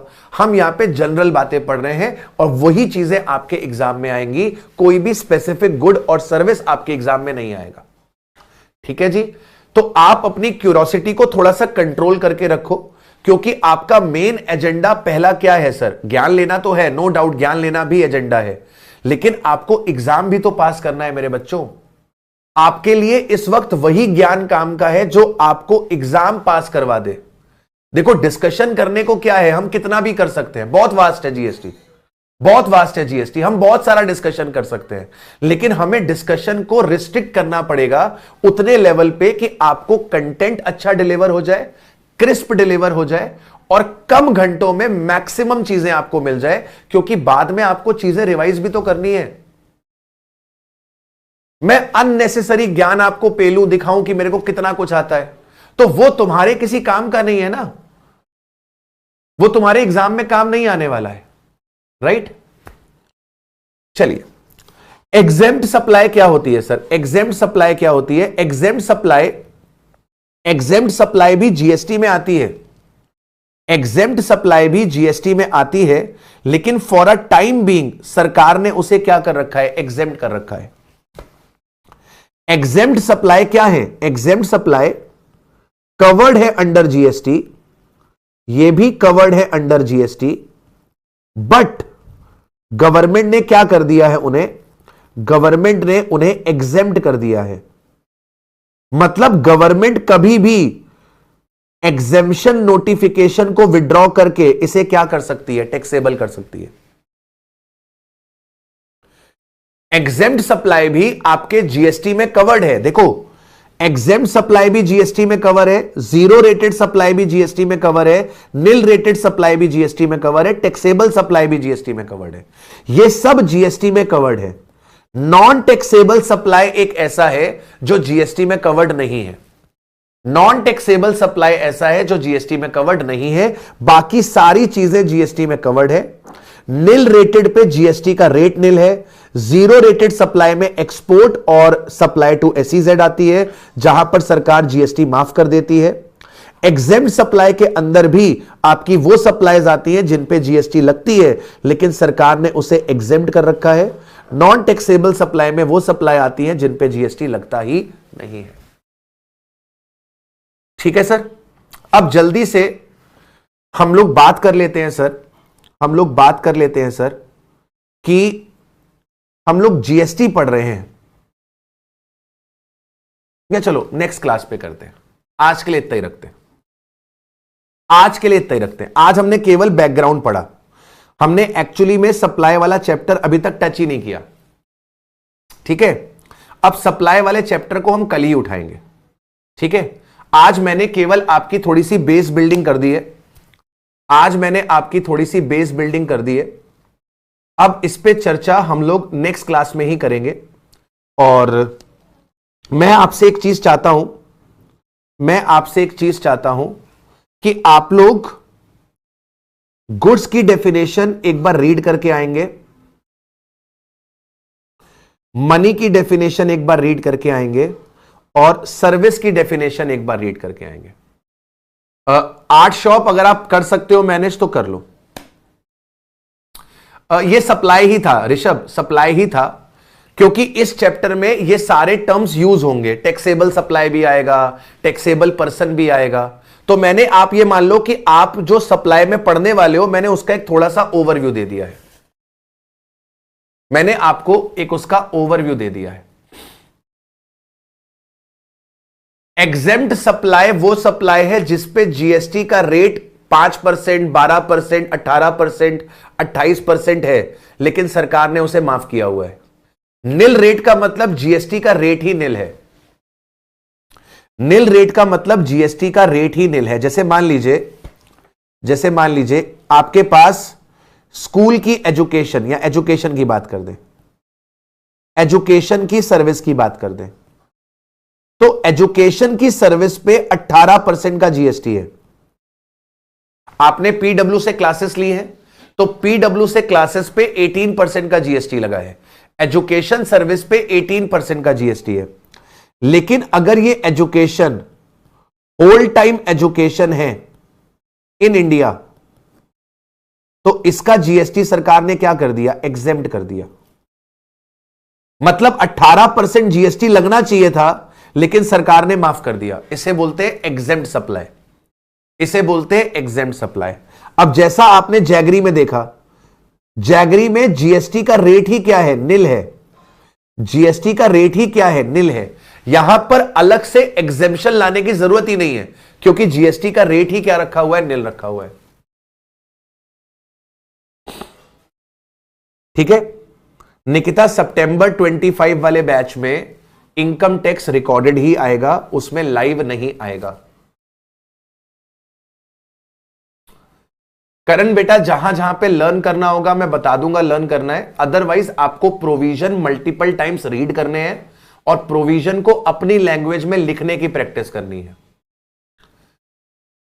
जी भाभी, लिखना पड़ेगा, लिखना पड़ेगा। ठीक है, ठीक है, ठीक है किशन बेटा, प्लान करते हैं इसके लिए। मतलब गाय फ्रॉम विलेज, अभी हम इस पे आगे बात करेंगे। हां सुजय, उस केस में कैस्केडिंग आ जाएगी। अगर कोई अनरजिस्टर्ड व्यक्ति से माल खरीदेगा और आगे बेचेगा तो उस केस में कैस्केडिंग आ सकती है। निकिता, अगर आपके पास टाइम है तो आप साथ में कर लो, अदरवाइज जीएसटी कंप्लीट होने के बाद कर लेना।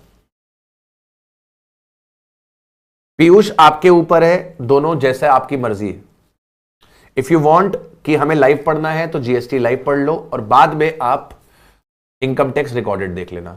सर, आरसीएम में रिसिपिएंट को आईटीसी मिलेगा? बिल्कुल मिलेगा बेटा, आरसीएम में रिसिपिएंट को आईटीसी मिलेगा, क्योंकि आरसीएम में रिसिपिएंट रजिस्टर्ड है और रजिस्टर्ड व्यक्ति ने अगर इनवर्ट सप्लाई पे जीएसटी पे करी है तो उसका आईटीसी उसे मिल जाएगा। मैं ई बुक अपलोड करवा देता हूं ऐप पर भी और ड्राइव पर भी। ठीक है मालिक, चलो धन्यवाद मेरे शेरों और शेरनियों, मिलते हैं आप लोगों से नेक्स्ट क्लास में। फरदीन, इस पे हम बात करेंगे ना, वो सेक्शन 24 में आता है। फरदीन, मैंने अभी आपको रजिस्ट्रेशन वाला चैप्टर पढ़ाया ही नहीं है। आप जो बात बोल रहे हो कि आप अमेजन के थ्रू, मीशो के थ्रू अगर आप गुड्स बेचते हो तो आपको वहां पर सेक्शन 24 लगता है, वहां पर आपको कंपलसरी रजिस्ट्रेशन करवाना पड़ता है। तो अभी मैं पूरा का पूरा जीएसटी एक साथ तुम्हारे सामने थोड़े ना रख सकता हूं। मेरे पास कोई जादुई यंत्र थोड़े ना है, मैं करूं गिली गिली गिली गिली वुश और सब कुछ तुम्हारे सामने आ जाए, नहीं ना। इट विल टेक 2 months, 2 महीने लगेंगे। हम चीजों को जब पढ़ेंगे स्टेप बाय स्टेप तो चीजें दिमाग में फिट हो जाएंगी।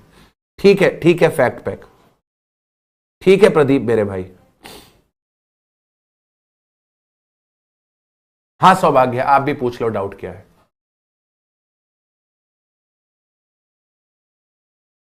हां वरुण, कर लो।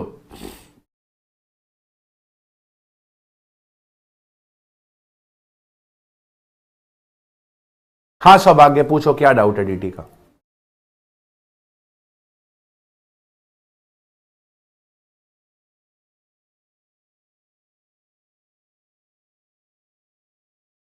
जी दीपिका, डेस्टिनेशन बेस्ड में इंपोर्ट्स पे टैक्स लगता है और जीएसटी भी डेस्टिनेशन बेस्ड है। नहीं नहीं नहीं, कोई दिक्कत नहीं है जया। हां जी भैया, रूल 119A जो है वो आपके 243A B C तीनों पे लगता है। रूल 119A तीनों पे लगता है, 243A B C तीनों पे लगता है। नहीं है मेरे भाई, थोड़ा बहुत चेंज है वरुण, थोड़ा बहुत चेंज है।